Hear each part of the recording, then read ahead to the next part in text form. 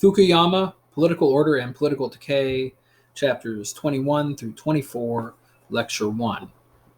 These chapters really divide up into two parts. Chapters 21 and 22 are reflections largely on post-colonial state building, whereas chapters 23 and 24, we move over to East Asia. So this lecture 1, is going to be relatively short. It will be on chapters 21 through 22, in part because I don't have a whole lot to say about these chapters in terms of what you might be accountable for a final.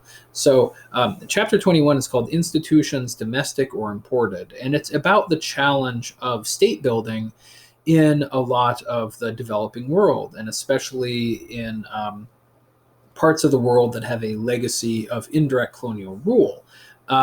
Because colonial history can be, you might say, why should we care about how a country was colonized nowadays? That was a while ago, but colonial history has some lessons for thinking about state building, I would say, in the 21st century.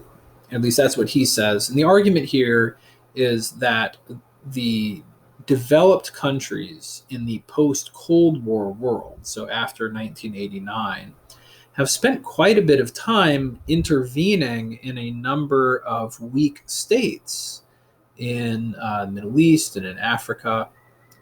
And so there is very much a mixed record there, but there are some lessons to be learned from colonialism about how these interventions could go or should be run, although he really just makes a few general conclusions, right? I mean, he says, obviously, nowadays, oftentimes there is, at least arguably, a much better motivation for Western powers to intervene. I mean, obviously, there's a weird similarity between the colonial interventions of yesteryear and the international interventions of today, since they tend to involve, in some ways, the same players. It's still the kind of, largely the Western European countries intervening in countries in the global South, and so that's why sometimes people will talk about neo-colonialism in these interventions. Although sometimes the neo-colonialism will be invoked by what are really kind of unscrupulous leaders in those countries who are trying to shield themselves from accountability by focusing sort of colonial resentment towards Western powers. We'll leave that aside for now. That's oftentimes what's done when, say, African leaders are charged with human rights violations in the International Criminal Court. They'll invoke kind of the legacy of colonialism to suggest that they're just being targeted by former colonists. But at any rate, it's certainly arguable that a lot of times the motivations for interventions nowadays are better than in the days of colonialism, right? You've got, kind of like peacekeeping and state building, roughly speaking. So in other words, trying to impose or maintain a ceasefire in areas where there's been conflict. That's really what peacekeeping's about. Or state building, such as what you have in Afghanistan and countries such as that. Now, peacekeeping is very much a mixed bag in terms of outcomes. It has worked in some places and not in others. He mentions East Timor, Bosnia, for example. State building, the record of state building over the last couple decades, 3 decades almost at this point, is mostly a failure. Afghanistan, Iraq, Haiti, other such places. So you might ask, well, so what leads to success? How can we do this better? And I mean, in some ways, these books that Fukuyama has written have kind of grown out of reflecting on this problem of nation building in the early 2000s. But it's very hard to say what would lead to success. I mean, obviously, if it were easy to say what would lead to success, you would expect that we would have succeeded more.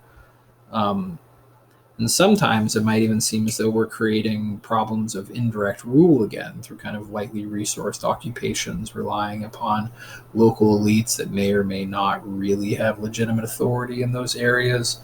Oftentimes there's a lack of local knowledge also that makes it hard for interveners to make good decisions. So sometimes you might ask, well, why not just settle for good enough government? Why try to build modern liberal democratic states Why not just sort of settle for something good enough to maintain order, like in Iraq, for example? He mentions this pages 316 or 317. But then he says, on the other side, you don't necessarily want to just stick to the indigenous institutions. Oh, we'll just go about doing things according to indigenous norms and all that kind of stuff, since sometimes those cultures can be tyrannical. And also, it can be the case that there are significant segments of those societies that do want to modernize, right? That don't want to stick with the old way of doing things. He talks about this on pages 316 through 318. Says, and there's one paragraph, for example, he says this, in principle, it is hard to argue that traditional communities should not be allowed to govern themselves under their own traditions. The alternative for most is not life in Denmark, but rather a marginal existence in a squalid urban settlement. The problem with outside promotion of indigenous rights, however, is that it is very difficult for outsiders to accurately judge the real interests of local communities, just as it was for the practitioners of indirect rule. Many of these communities are already half modernized, just as many Africans were in the early 20th century, and many would actually have jumped at the chance to join the modern world. Continuing to live in a traditional village and speaking a local language may represent a dramatic closing of opportunities, something often overlooked by the well-meaning outsiders claiming to speak on their behalf. And so it's complicated. Maybe we shouldn't try to modernize them. On the other hand, maybe modernizing would be the best thing. Now, as he goes on to reflect, successful state building oftentimes is going to require having really knowledgeable agents on the ground who have quite a bit of autonomy and can work with that local knowledge to build relationships and to build institutions. He contrasts Japan's state building in Taiwan with the United States' sort of botched state building in the Philippines to show the way in which the Japanese sort of reliance on fairly autonomous local agents with lots of local knowledge led to much better outcomes than how the United States attempted to build a state in the Philippines. So that's all I have to say about Chapter 21. Chapter 22 is called Lingua Francas, and it really has to do with the importance of nationalism for state building. And the kind of the contrast set up in the chapter is between Indonesia on the one hand and Nigeria. Indonesia being a success in terms of state building, Nigeria being a failure. And then you also have success in Tanzania and failure in Kenya. And here this is in terms of state building, and it is in part because of a lack of nationalism, right? And the failure of leaders to build a sense of nationalism.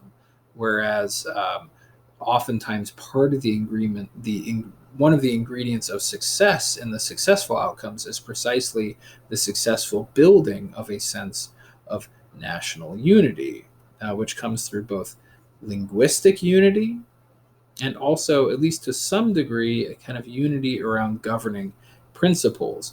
And the kind of upshot of the chapter is that both the building of linguistic unity and the building of a kind of governing ideology are both more easily and successfully done under authoritarian conditions, right? So the idea would be something, again, in terms of sequencing, would be that authoritarian measures are taken to build a sense of national identity, and then that national identity can kind of underwrite a transition to democracy. Because at that point, you've got your nation, you've got your sense of nationhood, and then you can transition to a democratic mode of government. But it's much harder to build that same kind of linguistic or national unity under democratic conditions. And this is what leads to his depressing conclusion on page 333, the middle paragraph, where he says, I suggested earlier that successful democracies have benefited from historical nation-building projects that were achieved by violent and non-democratic means.